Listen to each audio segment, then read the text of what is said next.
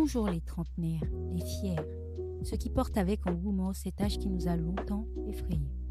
Bienvenue chez les fiers trentenaires, votre tout nouveau podcast où l'on parle de la vie, des défis et des moments qui façonnent une trentaine optimiste, épanouie et forte. Je suis Darlène, une trentenaire qui a longtemps attendu de vivre enfin cette tranche d'âge et qui se dit fière d'y être arrivée. Ensemble, nous discutons en toute bienveillance et sans tabou de sujets variés, notamment de l'évolution des relations, qu'elles soient familiales, amicales ou amoureuses, des difficultés quotidiennes, d'indépendance financière, de responsabilité, de charge mentale, de pression sociale, de bien-être et bien d'autres sujets qui font vibrer notre génération. Si vous aussi avez envie de célébrer cette période intense de la vie et de vous inspirer pour avancer avec confiance, vous êtes au bon endroit. Préparez-vous donc à embarquer pour une aventure pleine de couleurs, de rires, de découvertes, mais aussi de sensibilité. Les fiers trentenaires, c'est votre tout nouveau podcast incontournable pour vivre la trentaine à fond. On dit souvent que l'âge n'est qu'un chiffre, mais a-t-il meilleur outil pour démontrer les faits que les chiffres ? Les responsabilités qui vont avec l'évolution de l'âge rendent ce dernier bien réel. Si la vingtaine marque le passage de l'adolescence à l'âge adulte, la trentaine, à mon avis, est sans conteste la période la plus exigeante de cette nouvelle étape. Au cours de ce deuxième épisode, nous parlerons de l'âge et de ses responsabilités. Aujourd'hui est un jour spécial.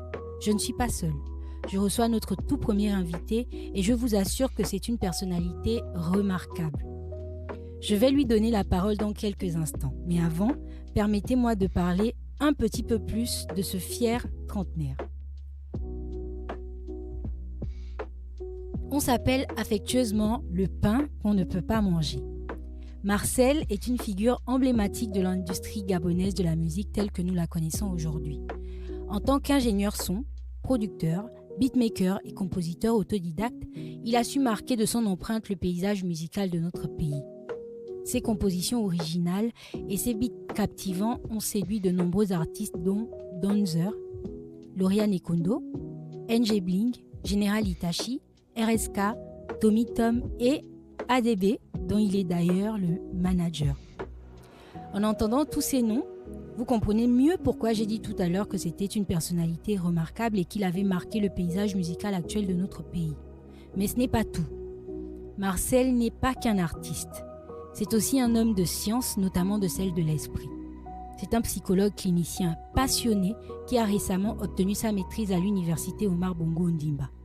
Je crois que tous les Gabonais ont entendu les échos de cette université, ce qui témoigne, à mon avis, de son engagement et de sa curiosité intellectuelle.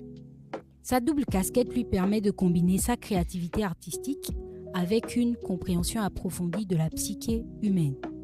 Avec son regard aiguisé sur les arts et les sciences de l'esprit, Marcel est en mesure de proposer une perspective unique sur les liens entre la musique et la psychologie. Il est un véritable pont entre les deux mondes, parfois très éloignés. Aujourd'hui, le pain qu'on ne peut pas manger est disposé à partager avec nous ses expériences, ses inspirations, ses réflexions autour de l'âge et des responsabilités. Bref, sans plus tarder, laissez-moi vous présenter Marcel Kokou, a.k.a. MK, a.k.a. le pain qu'on ne peut pas manger, une véritable force de la nature. Bienvenue Marcel. Hello Darlène. Comment tu vas ? Je vais très bien et toi ? Ça va, merci. Un peu épuisé, mais bon, ça va, c'est la trentaine. Donc, bienvenue chez les fiers trentenaires. Ici, on essaie de créer un rituel qu'on va lancer avec toi pour le coup, pour lever le tabou sur l'âge qui, pour nous, ne représente qu'un chiffre qui dit la durée pendant laquelle l'univers, Nzambekana, Dieu ou Allah, nous a utilisés dans notre forme humaine. Du coup, on l'assume comme il est, sans aucune gêne, mais au contraire avec beaucoup de fierté. Le rituel consiste donc à demander aux fiers trentenaires qui nous accompagnent son âge. Du coup, quel âge tu as, Marcel, et comment est-ce que tu le vis ? Merci encore pour cette présentation. Oui. Je suis entre 30 et 35 ans. D'accord, donc Marcel, il est vraiment dans la première phase de sa trentaine. Ouais. La deuxième phase étant de 35 à 40 ans. Oui. D'accord. Et moi, je connais Marcel depuis quasiment 5 ans. Oui, Et je exactement. vous assure que son âge a toujours été un gros tabou parce que c'est quelqu'un qui ne fait pas forcément son âge et du coup, il est assez souvent très secret dessus. Tu crois que c'est dû à quoi à ton avis? Moi, je pense pas que c'est secret. C'est pas un secret si tu me demandes. Hors micro? Voilà, en micro, je vais te dire. D'accord. Et voilà quoi. Sinon, euh, ma trentaine, elle se passe particulièrement bien. Mhm, Je peux pas dire qu'il n'y a pas des hauts et des bas. mhm. Donc, voilà quoi. Sinon, ça va, ma trentaine. Ok, je te pose en petit bonus une question qu'on m'a posée. Est-ce que tu l'imaginais comme ça, ta trentaine? Qui, moi? Oui. Non, même pas un peu. Un peu mieux, un peu... Selon mes calculs, je devais seulement être dans un bureau. Uh-huh. Je vois ce que j'avais prévu. Mhm. Mais tout ne se passe pas toujours comme on veut. Donc, Ouais. et je ne regrette même pas. Tu D'accord, vois, non? ouais, ok. Parce que je vois aussi comment ceux qui sont dans les bureaux en ce moment, comment ils sont. Mhm. Et j'ai des amis, des frères. Je pense que je ne me suis pas trompé. D'accord. Je me suis En pas tout cas, on est bien content d'entendre ça. Donc, c'est vrai que j'ai beaucoup parlé de toi, surtout pour les aspects professionnels. Mais s'il fallait parler de Marcel en tant que personne, qu'est-ce qu'il faudrait qu'on sache sur le trentenaire que tu es? Déjà, vous savez que je suis vraiment, vraiment, vraiment en paix Mhm, avec moi, mhm, ce que je suis et ce que je suis en train de devenir en tant que trentenaire. mhm. Et je suis même en train d'aller vers la fin de la première phase. Ouais, Je suis ouais. pas vraiment pas, je suis plus loin. Donc, et comment les choses se mettent en place dans ma vie, Mhm. que ce soit comment dire, Émotionnellement? que ce soit professionnel Ah, ok. ou sentimental, tu vois. Mhm. Ça se passe très bien. D'accord. Et quel genre d'enfant ou quel genre d'adolescent était Marcel? J'étais un adolescent Mhm. assez calme, pas très. J'ai pas eu une adolescence tumultueuse comme certains. Très calme. Je pense que c'est aussi un peu par rapport à mon environnement Mhm. et où je grandis, tu vois. Moi, j'ai grandi dans un quartier assez calme, donc j'ai pas trop connu les quartiers chauds, Ah, ah. tu vois. J'ai pas connu les quartiers chauds où tu vas retrouver les milliers d'enfants. Mhm.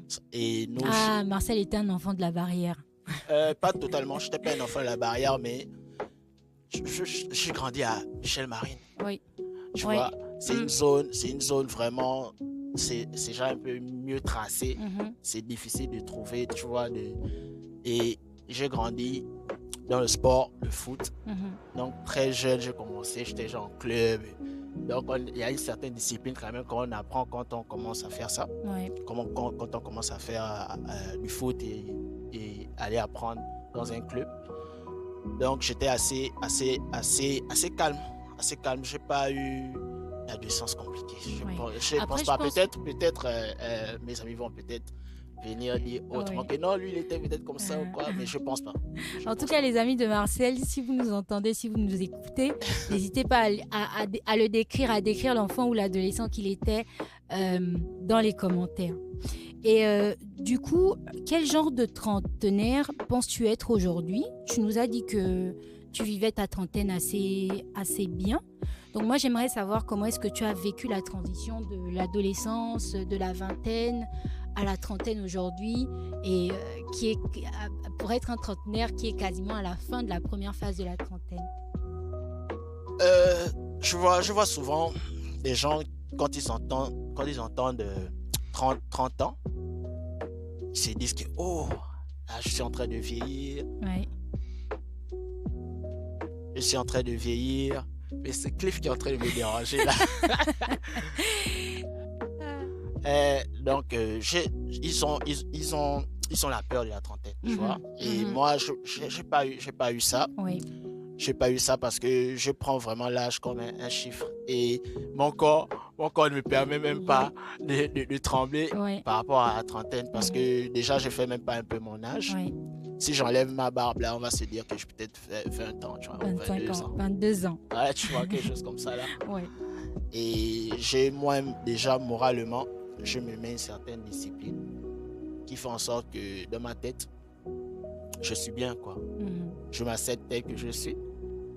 Je m'accepte tel que je suis et voilà, simplement. D'accord. En tout cas, merci d'avoir accepté de t'ouvrir face à notre micro. Je sais que tu n'aimes pas ça. Toi, en tant qu'ingénieur son, tu préfères être derrière le micro Clairement. que devant.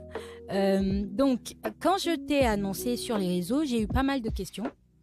Il y a une personne qui m'a d'ailleurs demandé si tu étais mariée et j'ai répondu à ta place, que tu ne l'étais pas, bien qu'en couple. Ouais. Voilà. Donc, la belle sœur, j'ai défendu tes intérêts ici. Vraiment. Voilà, Marcel est en couple, mais non, il n'est pas encore marié. Donc là, le second rituel qu'on a chez les fiers trentenaires, c'est la question de l'abonné.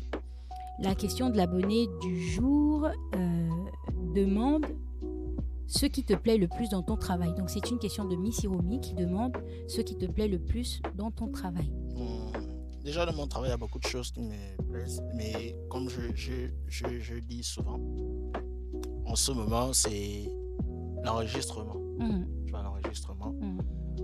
On a fait une masterclass récemment. Ouais, très enrichissante. Voilà, de l'enregistrement. Et comment enregistrer, c'est tout un art aussi. Au-delà de la personne qui chante, tout ça, celui qui est derrière les manettes aussi, là, ça va ce qu'il fait. Ouais. Tu vois, donc, et moi, ça m'intéresse beaucoup parce que j'ai compris que c'était aussi la base d'une bonne chanson. Ouais, d'un bon rendu et d'une bonne chanson. Et que ça peut aussi faciliter le travail après avoir enregistré. Tu vois. Donc, quand on enregistre bien, le mix devient un peu plus simple parce qu'on s'est donné les moyens d'avoir un son de qualité. Ouais. Donc l'artiste doit être performant et l'ingénieur recording aussi doit être performant. Oui. Bon, après, tu emploies des termes qu'on ne connaît pas forcément. Tu vas nous donner dans quelques secondes plus de détails sur les différentes fonctions, beatmaker, compositeur, producteur, manager. Bon, moi, maintenant que j'ai assisté à la masterclass qu'on vient d'assister, j'ai les réponses à tout ça. Mais tu vas essayer de préciser un peu plus pour les auditeurs tout à l'heure. Ouais. Moi, j'aimerais savoir, tu n'es pas toujours, malgré le fait que tu enregistres, la personne qui fait les mixages derrière, n'est-ce pas? Non, pas toujours. On peut par exemple, sur l'album de Troy, Troy est un membre de BGMFK. Voilà, parce que Marcel a travaillé avec BGMFK aussi. Donc, lui, quand il a un ingénieur avec qui il travaille quand il part en France, tu vois, avec qui il travaille depuis. Et quand il y a des sons avec moi qu'on a enregistré, justement, on a juste enregistré et après on a fait les arrangements et après j'envoie. Tu vois, et une fois on a enregistré un son et quand j'envoyais, l'ingénieur a dit que c'était pas bon. Ok. Il a dit que c'était pas bon parce que j'avais voulu tester des nouveaux trucs quand j'enregistrais et c'était dégueulasse. Donc on a dû reprendre. Et moi ça m'a servi de leçon. Et ça, je comprends que si à l'enregistrement c'est pas bien fait, devant là-bas il y a des problèmes. Surtout quand tu veux travailler professionnellement parce que tu envoies un professionnel. Tu vois, moi je suis autodidacte, lui il a seulement fait des formations, des études d'ingénieur et tout ça là. Donc quand il me fait un retour comme ça, il me dit pas exactement quel est le problème, tu vois. Il me dit seulement que les prises ne sont pas bonnes. Donc, à moi de trouver. Et moi, j'ai compris moi-même seul quel est le problème parce que j'ai modifié des trucs dans ma chaîne d'enregistrement. Donc, j'ai dû réajuster ça. Et quand j'ai envoyé le projet, il a dit que oui, là, les prix sont mieux. Et tous ceux qui ont suivi, il n'avait plus rien à dire. Donc, voilà. C'est vraiment important à bien enregistrer. En tout cas, on comprend pourquoi c'est la partie que tu préfères. Ça démontre à quel point tu es professionnel. Donc, après avoir entendu tout ça, j'ai envie de comprendre. Bon, enfin, je propose ça pour les auditeurs. Les nuances qui existent entre le beatmaker, le compositeur, le manager, le producteur. Parce que lorsqu'on a entendu ta présentation, il y a de tout ça. Tu es beatmaker, ingé son, compositeur, producteur, manager. C'est quoi la différence entre tout ça et qu'est-ce qui fait de toi tout enfin, comment tu as fait pour acquérir toutes ces compétences? Beatmaker, c'est autant. C'est autant. J'étais dans mon ancien studio qui était à Plein Niger à l'époque. On travaillait avec quelqu'un qui faisait les beats. Genre, et puis il jouait du piano et tout ça là. Donc c'est lui qui faisait tout. Donc un jour, il était dans ses états. Il ne voulait plus faire les prods pour les autres et tout ça. J'ai dit que bon, moi, je suis curieux. Et quand je dis que je vais faire les choses, je me donne les moyens. Donc, je commençais avec ADB, on est ensemble. Donc, on a commencé à faire nous-mêmes nos propres prods. On connaît le logiciel. Moi, je connaissais le logiciel, mais vu qu'il y a quelqu'un qui est là pour faire, je ne vais pas me casser la tête, je préfère me concentrer sur autre chose. Donc, on laissait, mais après, on a commencé à se mettre à faire nos propres beats. Donc, les premiers sons qui sortaient, c'était nous-mêmes à la production. Tu vois? Donc, c'est comme ça, le beatmaker, lui, vient, il va, et tu lui donnes, tu lui demandes que, bon, man, moi, je veux des musiques, j'ai envie d'écrire une chanson d'amour. Il va se composer là-bas, il va se faire ses trucs, il va faire les mélodies, il va t'envoyer parmi les instrumentaux qu'il va t'envoyer. S'il y a un truc qui te plaît, tu vas prendre, tu vas aller, tu vas enregistrer, et puis lui, il n'a plus rien à dire, tu vas peut-être le payer, puis c'est fini, c'est le beatmaker. Maintenant, le compositeur, c'est quelqu'un qui écrit de la musique. Okay. Tu vois, il peut écrire de la musique, comme on expliquait tout à l'heure, il peut écrire de la musique, et puis il peut être derrière, et il peut suivre le processus. Donc, il peut être là avec l'artiste, et il suit le processus de création. Le compositeur, quand tu dis qu'il écrit de la musique, est-ce que c'est les paroles ou bien la musique, genre les notes, genre avec les partitions et tout ça. Donc les compositeurs, ils le font. Il a composé cette musique-là, c'est quoi? Il a écrit, il a fait les accords, il a fait les harmonies, il a arrangé, tu vois. Là, le compositeur. Maintenant, le producteur, ça dépend. Les producteurs, il y a les producteurs aussi de musique, il y a les producteurs, comme le producteur, celui qui va dépenser son argent sur l'artiste, tu vois. Il y a le manager. Le manager, c'est lui qui gère la carrière de l'artiste. D'accord. Tu vois. Il trouve des partenariats, des marchés, tout ça pour l'artiste. Et en gros, le travail du manager, moi je fais même ça là. Parce que c'est ton ami. J'apprends sur le tas. D'accord. Même pas que parce que c'est mon ami, c'est parce que j'ai compris qu'il y a plein de choses que je fais. En fait, quand tu regardes la définition, c'est quoi un manager d'artiste. Je me rends compte que je coche un peu la majorité des cases là. Tu vois. Je fais des programmes, on décide des directions ensemble. On fait un programme à court terme, à long terme, qu'est-ce qu'on veut, quels sont les objectifs à atteindre. Je fais en sorte que l'artiste reste professionnel, qu'il ne s'occupe pas de certaines choses, lui reste à la création de l'art. Et voilà quoi. Et en gros, c'est ça. D'accord. En tout cas, à l'entame de notre podcast, on a dit que tu avais une double casquette. Tu as la casquette de personne, d'artiste, parce que c'est ce que tu es, et la casquette de psychologue clinicien. Moi, en ce qui me concerne, je m'attendais à ce que, quand j'ai dit à nos abonnés que on allait recevoir une personne qui est à la fois dans la musique et à la fois dans la psychologie, je m'attendais à ce que quelqu'un demande il y a quoi dans la tête d'un psychologue? Parce que moi, c'est la première question que je me suis posée. Pour être une personne qui a échangé avec des psychologues, qui a discuté ou qui a eu des séances avec des psychologues, je me suis toujours dit, moi, je suis en train d'ouvrir mon cerveau à ce monsieur, mon cœur, mon âme, mon esprit.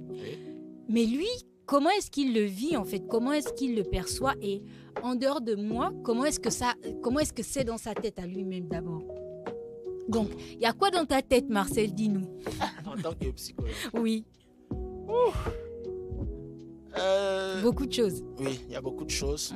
Il y a beaucoup de choses, mais avant tout, quand tu décides d'être psychologue, c'est que tu t'intéresses d'abord au comportement humain, tu vois, aux émotions, tout ça. Donc, quand tu deviens psychologue, c'est que tu veux aider les gens. Tu veux aider les gens. Et on sait qu'un psychologue, il aide à travers la parole. Il aide à travers l'écoute. Donc, si tu n'es pas quelqu'un qui sait écouter, parce qu'il y a écouter, il faut savoir écouter. Et quand tu écoutes, il faut savoir analyser derrière. Faire évaluer. Et c'est ce qui se passe dans nos têtes. Parce que quand tu fais des études de psychologie, tu te rends compte que, en fait, ce que les gens disent, ils ne disent pas ça juste pour dire. Tu vois, tu écoutes, tu te rends compte que, en fait, ce qu'il dit là, ça renvoie à ça. Ça renvoie à ça. Et après, quand tu analyses, tu te rends compte que mais c'est vrai. C'est pas si... C'est vraiment une science. C'est vraiment une science. Et est-ce que c'est un domaine qui t'a attrapé par le pied ou bien c'était volontaire? Au début, c'était volontaire. D'accord. Au début, c'était volontaire. Mais au fur et à mesure, l'amour aussi a diminué. Mais c'était volontaire au début. Je me rappelle que, arrivé en licence 3, moi, je voulais laisser. Bon, je prends la licence et puis je vais aller faire autre chose. Oui. Mais j'ai eu un gain, un boost, tu vois, à travers, j'ai discuté avec mes amis, j'ai discuté aussi avec ma mère. Donc, ils m'ont un peu expliqué, ils m'ont dit, mais tu es déjà en licence 3, il te reste que 2 ans. Oui. Quel est l'intérêt d'arrêter? Oui. Et c'est comme ça que j'ai continué. Je me suis rendu compte que le master 1, le master 2, c'est passé vite. Tu vois, c'est passé vite. On validait maintenant les crédits facilement. Je sens que c'était devenu un peu plus simple. En temps licence, c'est la guerre. Pour les personnes qui excuse-moi de t'arrêter. Moi-même, j'ai été à l'UOB et les notes que j'ai eues là-bas, des moins, beaucoup de choses, des moins. La plus grande note que j'ai eue, je pense, c'était un 5. Mais en dehors de ça, c'était des moins. Tu as l'impression que l'école à l'UOB est complètement... Enfin, c'est l'enfer, quoi.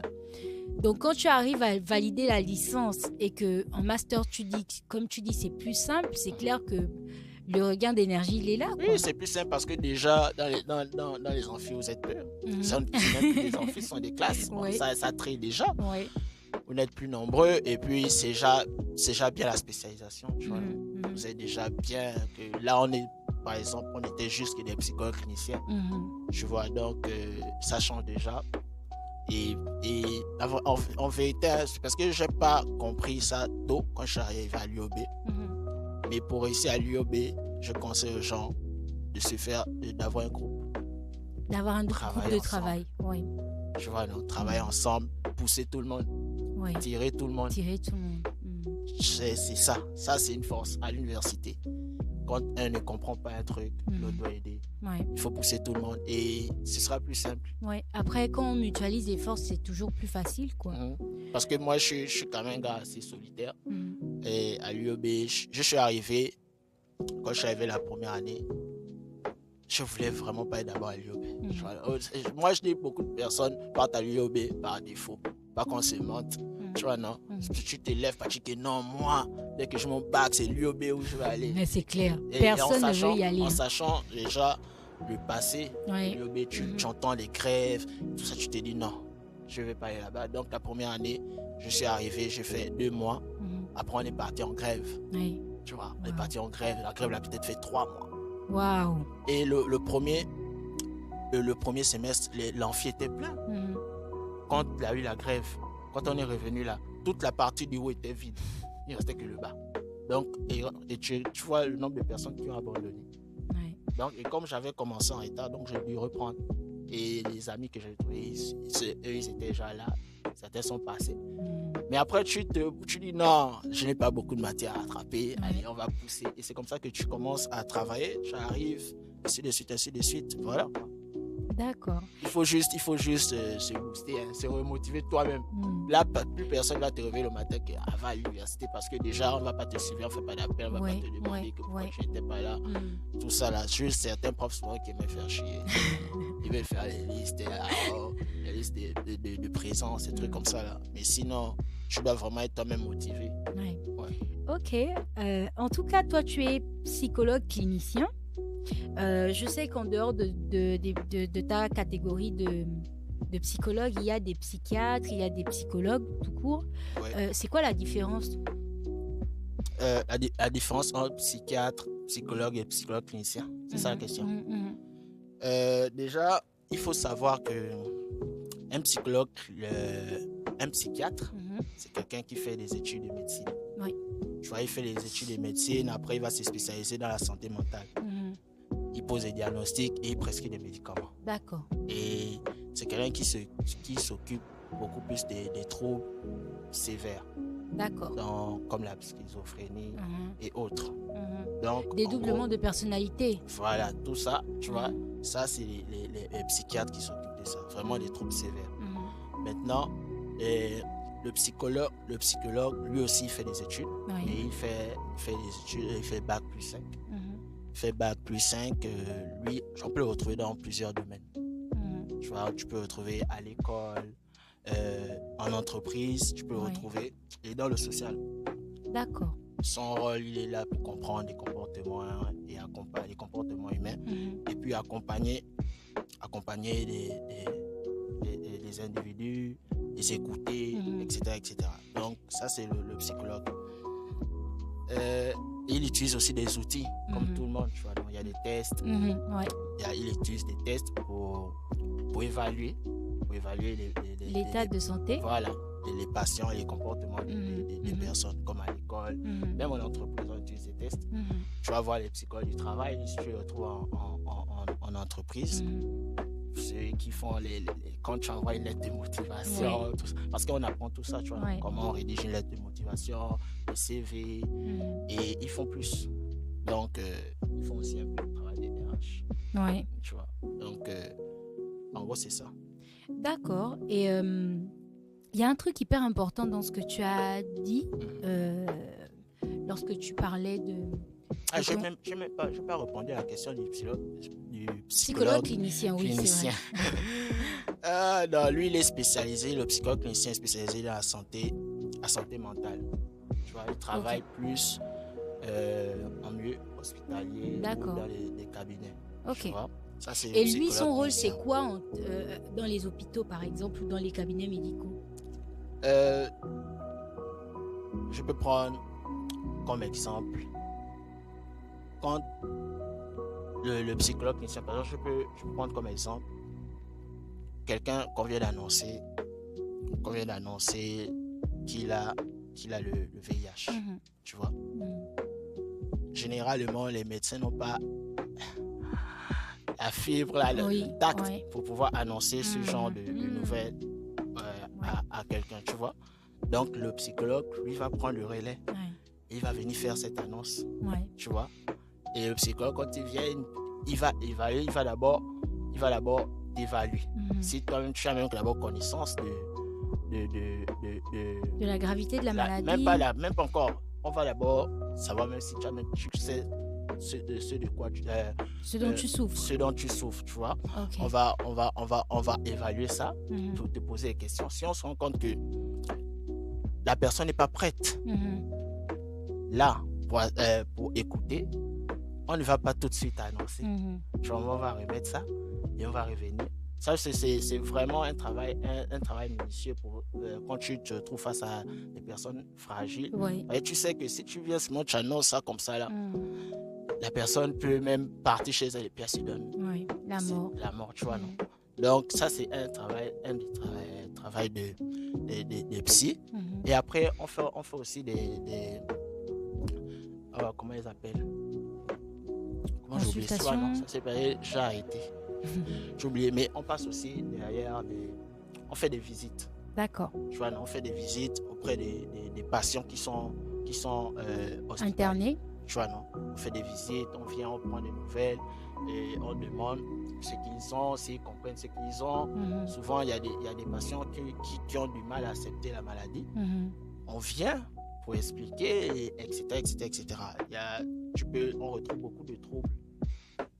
Quand tu visites ces patients-là, tu peux trouver du déni, tu vois, non? Tu peux trouver de l'anxiété, tu peux trouver de l'angoisse. Et ça, c'est le rôle du psychologue, tu vois.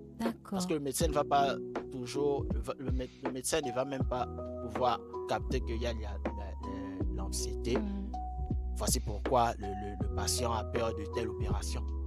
Tu vois, si le psychologue, quand il y a des patients, ils refusent, ils ne veulent pas.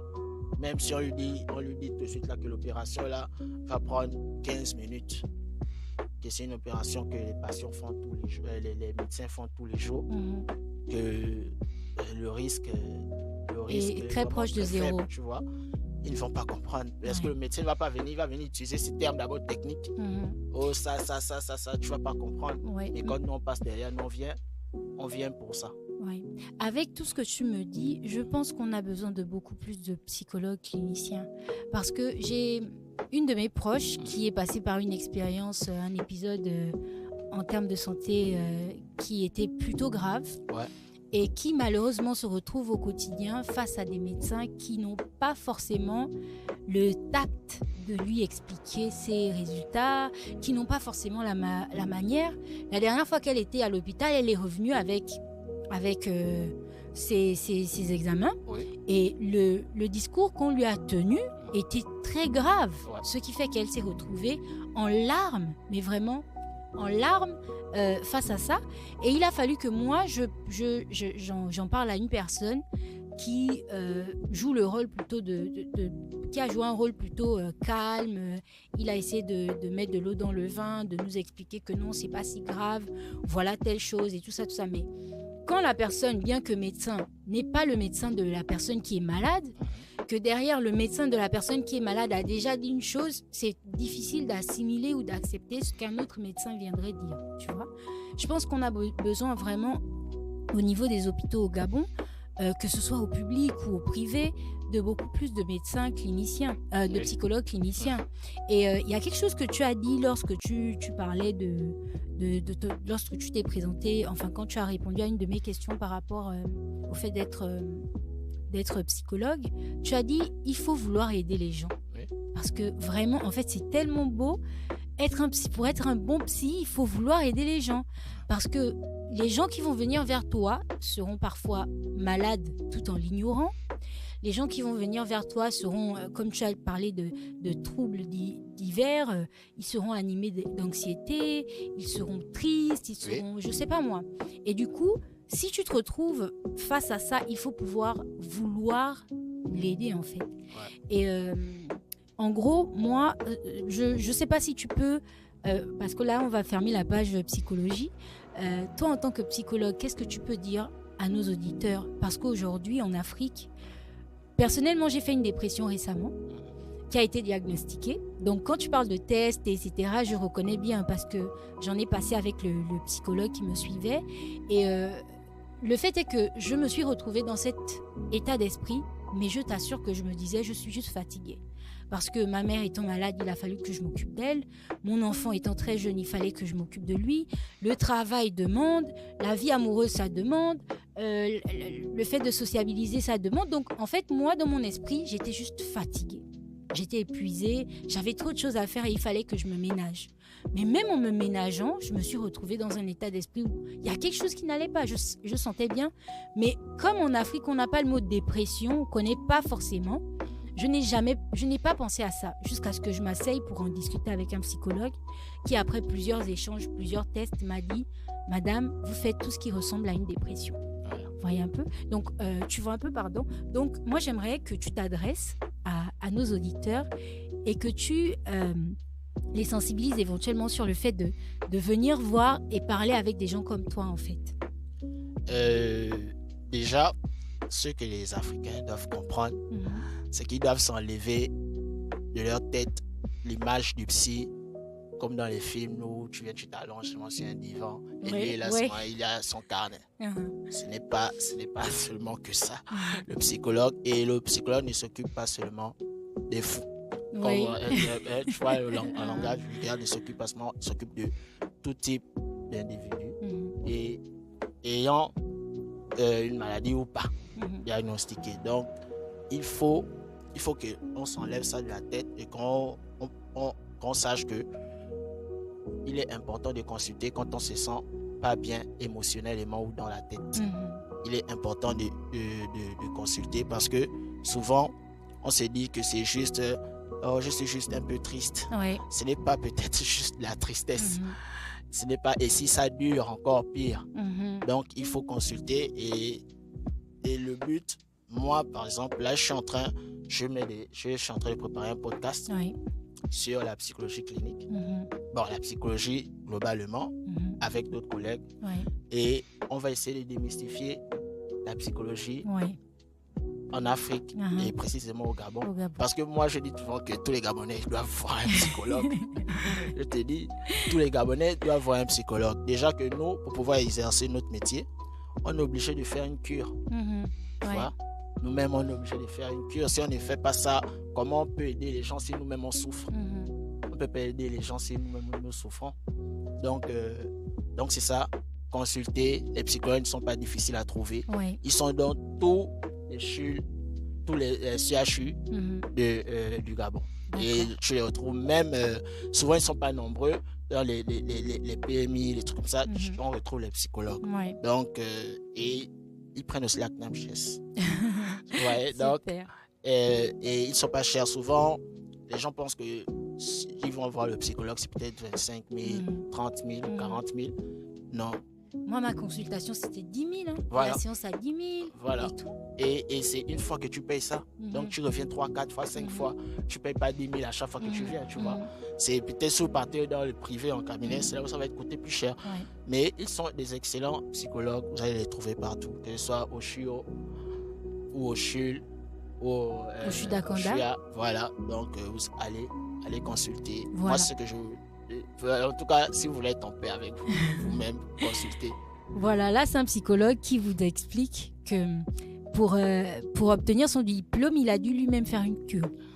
Et il a dû se soigner ou soigner ses traumas pour être sûr de pouvoir soigner les vôtres. N'hésitez pas à vous rapprocher des psychologues. Et lorsqu'un de vos proches vous parle du fait qu'il consulte un psychologue, ne le regardez pas en mode « mais toi, tu es fou, toi ». Non, voilà.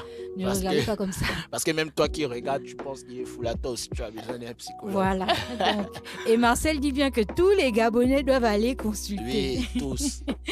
Donc voilà, merci beaucoup pour cette édification. Donc aujourd'hui, normalement on parle de l'âge et de ses responsabilités. Qu'est-ce que le thème de la journée t'inspire? Donc là, on va te faire rédiger un autre mémoire en 3 parties. Dites-nous ce que ce thème vous inspire. Oh. Par rapport à l'âge. Est-ce que tu crois que les responsabilités viennent avec l'âge ou plutôt avec les étapes de notre vie? Non, les responsabilités n'ont rien à voir avec l'âge. Je pense que, ça c'est mon avis, ça ne vient pas avec l'âge parce qu'il y a des gens qui ont 20 ans, qui vivent des choses différemment. Moi, j'ai eu 20 ans, j'ai mon vécu à 20 ans, toi, tu as ton vécu à 20 ans. Donc, la façon dont toi, tu as vécu tes 20 ans, c'est pas la même façon que moi, j'ai vécu. Et ça influence ton comportement aujourd'hui. Donc, ça veut dire que si à 20 ans, tu avais plus de responsabilités que moi, on va pas vieillir pareillement. Tu vois, on va pas vieillir pareillement. Tu vas te dire, toi peut-être, pour toi, il a fallu que tu abandonnes certaines choses, que tu fasses. Peut-être même tu pourrais même plus aller jouer ou faire un truc avec des amis, aller boire un verre. Ça te change. Ça te change. On ne fait que m'appeler. Je ne sais pas ce qu'ils ont avec moi aujourd'hui. Et puis tu rappelles. Donc, en gros, c'est pas l'âge qui détermine les responsabilités. Et du coup, toi, donc, tu es clair sur le fait que selon toi, c'est pas l'âge qui détermine les responsabilités, mais les étapes qu'on traverse. Et moi, je suis d'accord avec ça.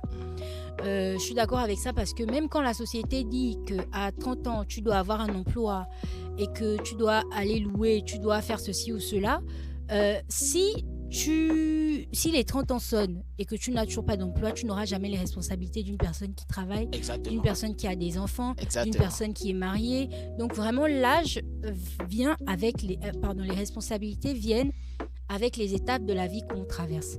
Une personne qui a 30 ans et qui est mariée n'aura jamais les mêmes responsabilités qu'une personne qui a 30 ans et qui est célibataire, qui n'a pas d'enfant, qui vit chez ses parents, etc. Et du coup, toi, à ton niveau, est-ce que tu considères que les responsabilités que tu avais... Enfin, est-ce que tu considères que tu as plus de responsabilités aujourd'hui qu'il y a quelques années? Oui. Je pense que j'ai plus de responsabilités parce que, tu vois, généralement à 20 ans, avec la société, à 20 ans, on se cherche. On se cherche. Et quand tu arrives à la trentaine, on veut prouver.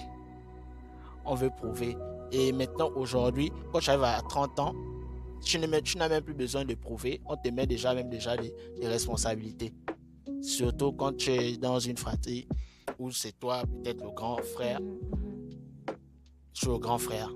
On va directement. Petit problème, on t'appelle. Petit truc, on t'appelle. Tu vois. Donc, déjà, les responsabilités sont déjà là. À 20 ans, on ne s'occupe pas de toi. Qui va t'appeler pour te dire qu'on vient nous régler tel problème. Exact. Mais il y a des gens, à 20 ans, c'est eux qu'on appelle pour régler les problèmes. Tu vois, donc tu comprends encore que les responsabilités, ça n'a rien à voir avec l'âge. Ça dépend de l'environnement. C'est vraiment le vécu. Des réalités. Les réalités. Vécus, ouais. Voilà. Ok. Donc, c'est ça. Et donc, toi, tu as des responsabilités envers ta famille. Ouais. Tu as des responsabilités envers tes patients, même si tu ne consultes plus beaucoup. Tu as des responsabilités envers tes clients, donc ceux pour qui tu composes de la musique, ou pour ceux qui viennent enregistrer chez toi et tout. Comment tu vis tout ça et comment tu manages sans que ça interfère sur ta vie personnelle? C'est une question de discipline quand même. Ouais. C'est une question de discipline, savoir vraiment ce que tu veux faire et ce que tu as envie de devenir. Tu vois? C'est une discipline. Si je sais que j'ai décidé de faire certaines choses, je dois me préparer à réussir à mettre tout ça en place. Donc, ça veut dire que, par exemple, au domaine de la musique, si je dis lundi, je dois faire ça avec tel, lundi, je dois faire ça. Je ne vais pas faire lundi, j'ai programmé, après lundi, je change, j'appelle la personne, dit que oh non, on ne peut plus se voir, parce que ça, non. Pareil, quand j'ai déjà des gens qui m'ont déjà appelé pour me dire que j'ai un problème, et c'est d'ordre psychologique, j'ai besoin d'un psychologue. Je suis là, j'écoute, tu vois, j'écoute. Quand je peux aider, j'aide. Si je sens que je ne peux pas aider, je refais. Donc, je vais dire que bon, moi, je vais t'envoyer vers tes collègues, tes trucs, et tu pars là-bas directement. Souvent, tu peux des frères vont me dire que ma fille, elle se comporte comme ça, je ne la comprends plus. Je dis que bon, ok, donc on va aller voir, je vais refaire directement. Je peux mettre quelqu'un de plus expérimenté. Parce qu'en psychologie, c'est ça aussi. C'est l'expérience. On devient meilleur en psychologie en pratiquant tous les jours. Et je sais encore ça va. Parce que moi, il y a les réflexes que je perds. Je vois parce que je ne pratique plus. Donc c'est ça. D'accord. Et quels sont les conseils que tu pourrais donner à une personne qui a des difficultés à manager ces différentes casquettes? Par exemple, qui a beaucoup de choses à faire. Il y a des femmes et il y a des hommes qui sont parents. Il y en a qui sont employés, il y en a qui sont chefs d'entreprise, il y en a qui aident la famille, etc., etc. En dehors de tout ce qui est professionnel, il y a des aspects personnels qui t'obligent à porter des casquettes. Et donc, toi, qu'est-ce que tu peux dire ou quels conseils tu peux donner aux personnes qui ont du mal à manager toutes leurs différentes vies? Ok, moi, ce que je peux dire aux gens, c'est de définir qu'est-ce qui est important pour eux. Qu'est-ce qui est important pour eux? Quelles sont les priorités? Tu vois? Dès que tu arrives à distinguer tout ça, ça te permet d'être plus discipliné et de pouvoir faire ce que tu as envie de faire. Qu'on ne te force pas à faire ce que tu n'as pas envie de faire. Si on t'appelle aujourd'hui qu'on fait ça que tu n'as pas envie de faire, tu ne fais pas. Ça te permet d'être en paix avec toi. Si tu as envie de faire, tu fais. Mais quand on ne t'impose pas quelque chose, moi, personne ne m'a imposé que va faire la psychologie. Personne ne m'a imposé que fais du son. Oh, ne fais pas ça, ne joue pas au foot. Personne ne m'impose ça. Après, tu vois, toi, tu as peut-être cette chance-là. Mais beaucoup d'entre nous se retrouvent à faire des choses ou à vivre des responsabilités, à porter des poids qui leur ont été donnés par leurs parents, tu vois. Beaucoup de personnes qui ne sont pas forcément indépendantes, qui vivent sous le toit des parents, qui tiennent à hériter de leurs parents ou encore qui tiennent à rendre leurs parents fiers, se sentent obligées de faire un certain nombre de choses. Après, elles se sentent pas forcément obligées, mais elles le sont, tu vois. Et du coup, toi, tu as peut-être eu la chance que tes parents étaient plus ou moins ouverts à l'idée de te laisser décider par toi-même, peut-être parce que tu avais un comportement très correct. Donc, tes parents t'ont laissé la liberté d'agir, mais il y a beaucoup qui n'ont pas forcément cette liberté-là, tu vois. Et je suis d'accord avec toi dans le fait de dire qu'on ne devrait pas faire quelque chose si on ne veut pas le faire. On ne devrait pas faire quelque chose qui pourrait impacter notre santé mentale pour le bien-être de quelqu'un d'autre, à moins que ce soit un humain miniature qu'on a emmené sur Terre, tu vois. Donc, moi, je peux me priver pour mon fils, mais me priver aujourd'hui pour des personnes qui ont le même âge que moi, qui devraient avoir à mon âge en mon sens, les mêmes responsabilités que moi, ou la même façon de voir, ou la capacité de comprendre que là, vous essayez de me faire sortir de ma zone de confort et c'est trop dangereux pour moi. Je ne peux pas prendre ce risque-là, tu vois. Et toi, dans un échange hors micro, on a dit que tu avais grandi dans une famille plutôt light, plutôt correcte et tout, mais c'est pas forcément le cas de tout le monde, tu vois. Donc, je prends ton conseil et j'encourage les gens à prendre ton conseil aussi, mais il faut quand même qu'on puisse mettre en exergue que c'est pas tout le monde qui pourra l'appliquer, tu vois. En effet. Et donc, à ton avis, quel rôle l'âge joue dans la prise de décision?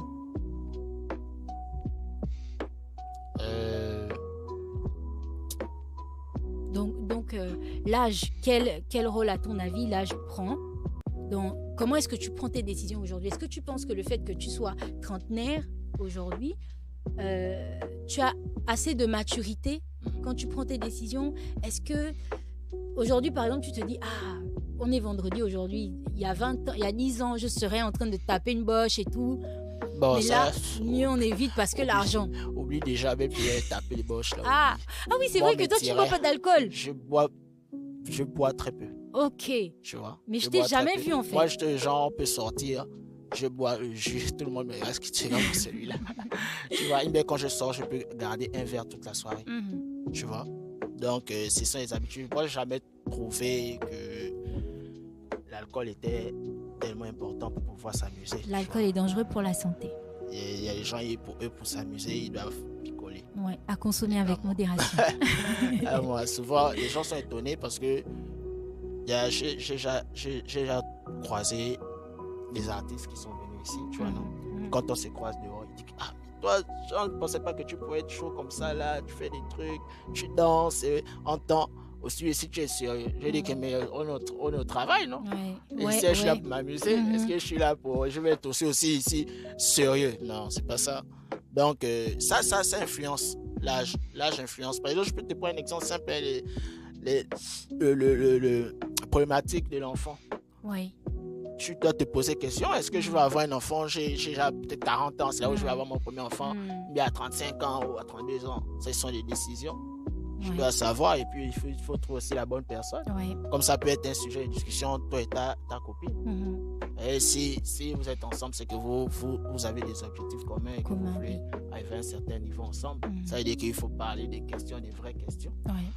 Donc, en gros, c'est ça, l'âge influence. Ça influence les décisions parce que les décisions que je prenais à 20 ans n'ont rien à voir avec les décisions que je prends là à 30 ans parce qu'il y avait des choses que je n'avais pas encore vécues dans la vingtaine, que je suis en train de vivre dans la trentaine et c'est totalement différent. D'accord. Ok, alors je pense qu'on est quasiment arrivé au terme de notre podcast. Moi, j'aimerais te poser une dernière question avant que tu nous donnes ton mot de fin. À ton avis, quelles sont les qualités que tu as développées depuis que tu es entré dans la trentaine? Qualité. Je pense que c'est pas tant la trentaine qui m'a fait développer ces qualités. Je pense que c'est la psychologie. D'accord. Le fait d'avoir fait la psychologie et de mieux comprendre le comportement humain. Tu vois. Moi, je suis un fédérateur. Tu vois. J'arrive à facilement réunir les gens.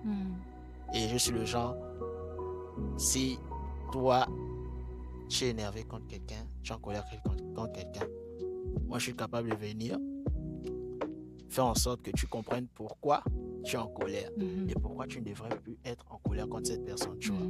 En fait, tu fais de la déformation professionnelle sur tes proches. Ok. Oui, mais attends, moi, je compte surtout dans un groupe de personnes. On n'est pas toujours d'accord. Et moi-même, dans ma structure, s'il y a des difficultés, parce qu'il y a certains qu'il faut tirer, tu veux faire des trucs, mais il y a certains qu'il faut tirer, tu es obligé d'être comme ça là. Et il y a d'autres, eux, ils ne veulent pas, ils sont demandent, mais plus on ne fait que le tirer, ça fait 1 an, 2 ans, on le tire, on va le zapper, des trucs comme ça. Toi, tu es là, tu es obligé de dire, non, calme-toi, voilà, faisons comme ça. Toi, tu discutes avec celui qu'il faut tirer, j'explique pourquoi il doit maintenant suivre, sinon il va rester. Et après, quand on va tous avancer, lui, il va voir ça comme si on l'avait déchargé. Il bien qu'on est des mauvais. Et c'est comme ça qu'il y a beaucoup là. Ils vont commencer à raconter n'importe quoi. en temps, c'est parce qu'il n'a pas voulu être discipliné comme les autres. Ouais. Nous tous, surtout quand tu veux te faire de l'argent, il faut être discipliné, il ne faut pas qu'on se mente. Ouais. Tu vois, si tu n'es pas discipliné, c'est fini. Moi, si je te dis qu'aujourd'hui, là, je vais travailler sur ton projet, demain, je te rends ça, je le fais. Parce que je me dis que ma parole aussi, c'est quelque chose. Oui. Tu vois, si je te dis qu'aujourd'hui, je travaille. Parole. Voilà, tu vois. Et tout ça, et la psychologie a permis aussi, a fait en sorte que je sois en paix avec moi-même. Oui. Tu vois. Moi, je ne garde rien dans le cœur. Je n'ai de rancune envers personne. Tu vois. Et ça me permet de bien dormir. Oui. Je me réveille, je dors, je n'ai pas de problème avec quelqu'un. Aujourd'hui, on se voit, on parle. Oui. Même si tu ne m'écris pas 3 jours, 4 jours, 5 jours, quand on s'écrit, tu as l'impression qu'on s'écrit toujours tous les jours. Est-ce que tu vois? Oui. Donc, moi, c'est cette philosophie que je mets en place et que j'espère que d'autres pourront aussi appliquer, tu vois. D'accord. Ne dormez pas en colère, ça ne sert à rien. Ça ne fait que vous détruire l'âme. Oui. Tu vois. Après, les mauvais sentiments et tout ça. En ce qui me concerne, je dors souvent en colère, mais c'est pour mieux ressentir les choses et pour en parler quand je suis un peu plus calme. Tu vois, parce que il y a souvent des moments où tu es prête à l'explosion. Et si tu vas dans cet état d'esprit-là, vers une personne ou vers la source de ton ressenti, ça peut péter, tu vois. Oui. Donc moi, j'ai tendance à faire quoi? J'attends que la colère se calme, que ça s'apaise, et puis après, je reviens vers la personne et puis je lui dis les choses, tu vois. Et aujourd'hui, quand tu dis ne dormez pas en colère, c'est assez difficile à prendre. C'est difficile parce que c'est tout un travail. Ouais. Tu vois, c'est un travail sur soi. Ouais. C'est pourquoi consulter. Ouais. Allez-y voir. Effectivement. Allez voir quelqu'un, parler à quelqu'un. Ceux qui ne savent pas comment faire, vous pouvez m'écrire. Voilà. Vous pouvez écrire à Marcel sur Instagram. Il va nous donner ses identifiants. Vas-y. US Marfresh. Twitter. Twitter US Marfresh aussi. TikTok. USMARFRESH. Oui. TikTok. C'est vraiment tout est collé. TikTok. TikTok, c'est quoi? C'est Marcel Kokou. Ok. Facebook. Et Facebook, c'est aussi Marcel Kokou. Voilà. Donc, vous trouverez sur tous ces comptes, ces différents comptes, son numéro de téléphone.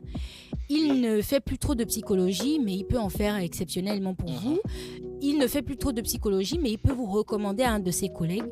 Donc, si vous avez besoin de parler à un psychologue, n'hésitez pas à écrire à Marcel. Voilà. Donc, voilà. Marcel, on va prendre ton mot de fin. Mon mot de fin. Restez en paix. Allez en paix. Faites des cures et consultez des psys. Si vous vous sentez mal, n'hésitez pas à les consulter. Nous tous aussi, on voyait la psychologie comme on va aller raconter nos problèmes à un inconnu. Mais l'inconnu, là, je vous assure qu'il peut vraiment changer votre vie. Donc, allez consulter. Moi, c'est mon travail. Je ne fais plus trop de psychologie, mais moi, je suis là. Je vais vulgariser la psychologie. En tout cas, Marcel a un podcast qui arrive. Oui, il a plusieurs podcasts qui arrivent. Restez connectés, on vous en parlera parce que on ne l'a pas forcément dit au début de notre podcast, mais on est au niveau de Nébuleuse. Le studio Nébuleuse. Le nom du studio, c'est Space Cadet. Space Cadet. Voilà, vu que nous sommes à 4 ici. Et voilà, quand nous sommes 4 partenaires. Je suis avec Cliff. Cliff Mbalinga, Ipeku. Dan Mizi, Alex Chalet, qui fait, depuis un moment, il fait une émission qui s'appelle Torche Musique. Si vous avez des artistes qui veulent passer, il est sur TikTok. Tapez Torche Musique, vous allez trouver. Et il y a moi. Donc voilà, Mizi, Cliff et moi, nous sommes ingé son et producteurs. Et Alex, lui, il est plus dans réalisation visuelle et il veut créer ses émissions. D'accord. Donc en gros, c'est ça. Le studio se trouve au Cala 2e pont. Oui. À la cité Louembé en bas là. Donc quand vous êtes là, le studio là, il est grand, il accueille tout le monde. Voilà. Et voilà. Donc il y a un espace podcast ici. C'est cet espace qu'on occupe pour enregistrer désormais. Oui, c'est plus la régie. Pour le moment, on est là, mais bientôt on va se déplacer. Ok. Voilà, bientôt on va se déplacer. Comme je t'ai expliqué tout à l'heure, qu'il y a y a vraiment un hub Ok. mis Oui. en place pour ça, Oui. tu vois, non? Oui. Qui s'appelle les coulisses. Mhm. Et c'est là-bas où tout se passe. Si D'accord. vous voulez faire des podcasts, il y a l'espace pour ça. Donc Que voilà, ce soit audio ou visuel. visuel. Tout se fait là-bas. N'hésitez pas à contacter Marcel si jamais vous cherchez un spot pour enregistrer vos épisodes de podcast. N'hésitez pas à contacter Marcel si jamais vous cherchez un studio d'enregistrement ou si vous cherchez quelqu'un qui va vous mixer le son, qui va vous proposer des beats inspirants. Vous avez entendu tous les noms qu'on a cités au début là, non? On a dit ADB, c'est son manager. On a dit Tommy Tom, donc ADB, manager, ingénieur, son producteur. Voilà. Donc, Voilà. Si vous connaissez Chouminou d'ADB, si vous connaissez, je ne sais pas, cite-moi une autre de tes œuvres. Sia, Donzer, Pimpon. Donzer. Encore quoi? Chukuduku, Général Itachi, oui. Oui. Et là, il y a récemment EJ, il y a Carty. En tout cas, toute la nouvelle génération, je travaille avec. Je aussi travaille avec, j'ai mixé l'album de la révérende Diane Omega. Oui. Son dernier album là, j'ai aussi mixé ça. Et Cliff a masterisé. Et tous les projets que je mixe généralement, c'est Cliff qui les masterise. Voilà. Ça nous permet d'avoir un certain détachement au travail et une autre écoute. Voilà. Donc en gros, c'est ça. Donc n'hésitez pas à faire un tour au niveau de Oka la deuxième pompe si vous avez besoin de professionnels pour tout ce qui est son. Et voilà. Quoi qu'il en soit, encore merci Marcel d'avoir été avec nous aujourd'hui. De rien. Surtout, merci à toi de nous accompagner désormais. Marcel est notre premier sponsor, le tout premier sponsor de Les Fiers Trentenaires. Donc franchement, ça a été un honneur pour nous de t'avoir avec nous aujourd'hui. Et donc, comme je disais déjà, Marcel nous hébergera pour tout ce qui est enregistrement. Il va travailler les sons. Donc, si vous constatez un petit changement entre l'épisode 1 et l'épisode 2, dites-vous que Marcel a travaillé et qu'il va travailler pour nous tout le reste pour tous les autres épisodes. Oui. Donc, voilà. Un grand merci à vous de nous avoir écoutés. Et n'oubliez pas, si vous avez des sujets ou des questions que vous souhaitez aborder ou voir aborder dans les prochains épisodes, n'hésitez pas à nous les envoyer. Nous sommes là pour vous. Déjà, pour l'épisode 3, le thème, ce sera trentenaire, je vis de mes passions. Et on accueillera un autre professionnel de l'image, un autre artiste. Et avec lui, on abordera le thème trentenaire, je vis de mes passions. Je vous conseille d'écouter le prochain épisode 3. C'est vraiment un personnage vraiment intéressant. Oui, donc c'était Les Fiers Trentenaires, votre tout nouveau podcast qui traite de la vie, des défis et des moments qui façonnent une trentaine optimiste, épanouie et forte. Merci de nous avoir écoutés. À la prochaine. Bisous.